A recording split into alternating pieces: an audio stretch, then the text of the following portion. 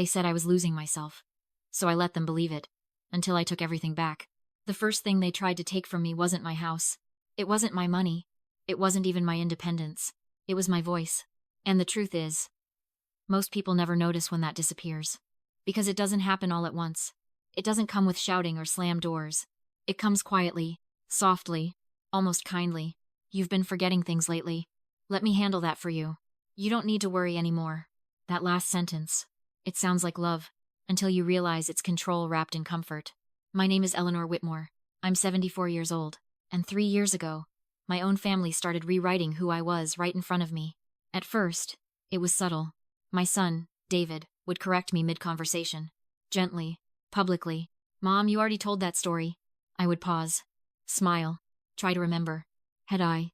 That's how it begins. Not with certainty, but with doubt.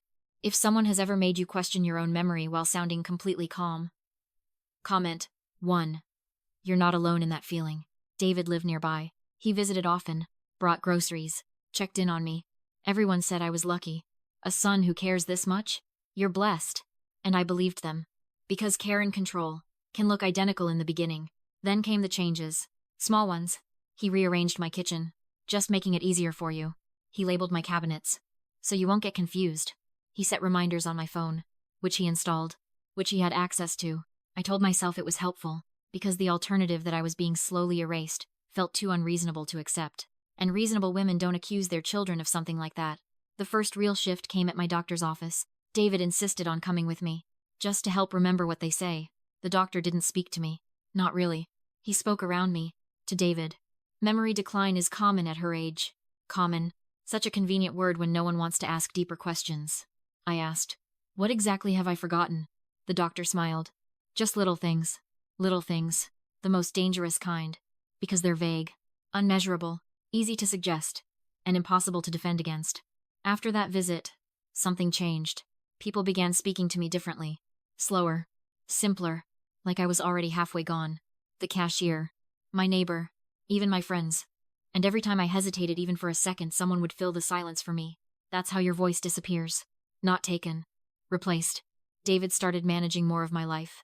Appointments I didn't remember scheduling. Decisions I didn't recall making. And every time I questioned something, he would tilt his head, soften his voice, and say, Mom, we talked about this. That tone. Not angry. Not forceful. Just certain. And certainty is incredibly persuasive when you're unsure. So I started writing things down. Quietly. Dates. Times. Conversations. Not because I didn't trust him, but because I needed to trust myself. If you've ever had to document your own reality just to feel grounded. Comment 1. That moment matters more than people realize. 3 weeks later, I found the first crack. David told me I had an appointment with a specialist at 3 p.m. I wrote it down. Checked it twice. Even called to confirm. At 2:45, I was ready. At 3:10, nothing. No call. No reminder. At 3:30, I called the office myself. They had no record of me. None. No appointment. No cancellation. Nothing. And in that moment, something shifted.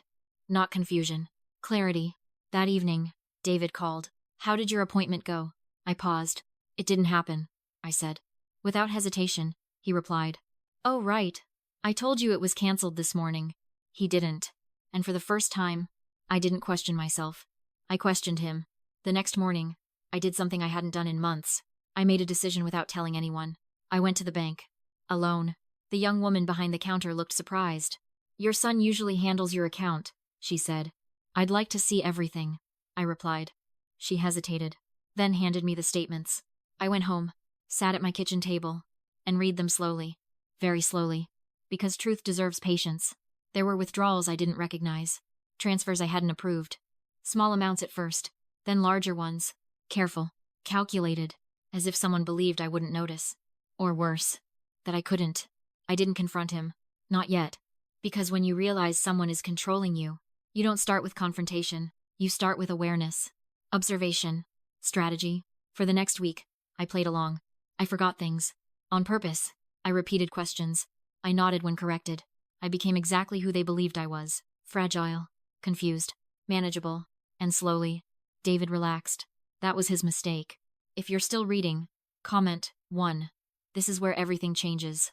On Thursday, he came over with paperwork. Just some updates, he said. Always casual. Always routine. He placed the documents in front of me, pointed where to sign. I adjusted my glasses, took my time. Because rushing is for people who don't understand what's at stake. It was a transfer of control.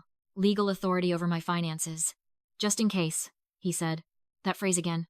Always. Just in case. I looked at him. Really looked. At his calm confidence. At the assumption that I wouldn't resist. And I realized something important.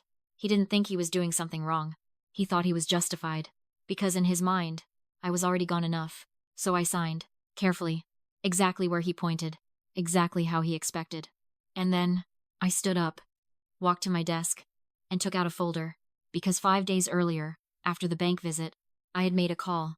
Not dramatic. Not emotional. Just clear. To my lawyer.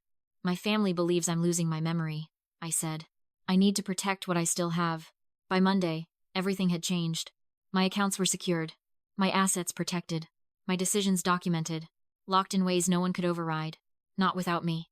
Not without proof. I returned to the table, placed the folder in front of him, and slid it across. He frowned. What's this?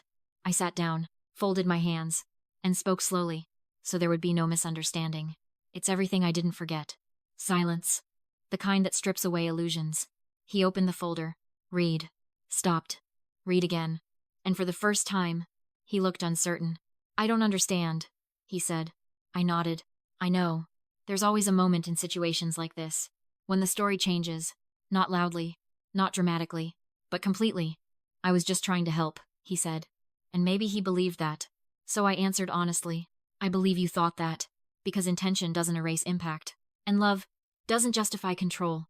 We didn't fix everything that day. Life doesn't work like that. There was no dramatic apology, no perfect resolution, but something important returned. Balance. Truth. Boundaries. David no longer spoke for me.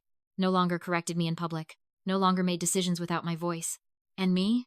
I started trusting myself again. Not because I was perfect, but because I was still me. Sometimes, in the quiet of the afternoon, I sit by the window and think, how close I came to believing the version of myself someone else was creating. How easily it could have continued.